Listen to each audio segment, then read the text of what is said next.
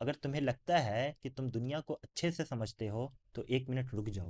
कभी जेन्युइनली सोचा है मिडिल ईस्ट में इतने डिकेड से इतना क्योस क्यों चल रहा है, इतनी वॉर्स, इतनी इनएस्टेबिलिटी, और फिर भी कभी परमानेंट पीस क्यों नहीं आती? हमें यूजुअली बताया जाता है कि ये रिलीजियस कॉन्फ्लिक्ट है, जैसे शिया वर्सेस सुन्नी या फिर कोई हिस्टोरिकल राइवलरी। लेकिन ऑनेस्टली कहानी इतनी सिंपल नहीं है। मिडिल ईस्ट दुनिया का एनर्जी हब है। ऑयल सप्लाई कंट्रोल करो तो ग्लोबल इकोनॉमी पे इन्फ्लुएंस मिलता है। ओपेक जैसी ऑर्गेनाइजेशन सिर्फ इकोनॉमिक नहीं है, जियोपॉलिटिकल पावर भी होल्ड करती है। और सऊदी अरेबिया और ईरान जैसी कंट्रीज़ के डिसीजन पे ग्लोबल इम्पैक्ट पड़ता है। फिर एक और एंगल, आर्म इंडस्ट्री। जितनी ज़्यादा इनस्टेबिलिटी होगी उतनी ज़्यादा वेपन्स की डिमांड होगी।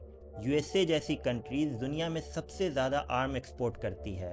Companies like Lockheed Martin billions के डिफेंस कॉन्ट्रैक्ट पे काम करती है। मैं ये नहीं कह रहा कि कोई विलन है, बस ये कह रहा हूँ कि इसके पीछे सिर्फ आइडियोलॉजी नहीं होती, एक इकोनॉमिक सिस्टम भी काम करता है। फिर देखो joint comprehensive plan of action. Nuclear deal होती है, फिर ब्रेक हो जाती है, फिर सेक्शन लगता है, फिर टेंशन एस्केलेट होता है, और ये चीज़ें चलती रहती हैं। जैसे Israel Gaza strip conflict decade से चल रहा है, नैरेटिव्स चेंज होते रहते हैं, लेकिन इनस्टेबिलिटी कांस्टेंट रहती है। तो सवाल सिंपल है, क्या ये सब सिर्फ कोइंसिडेंस है या कॉन्फ्लिक्ट रियल में कुछ लोगों के लिए प्रॉफिटेबल होती है?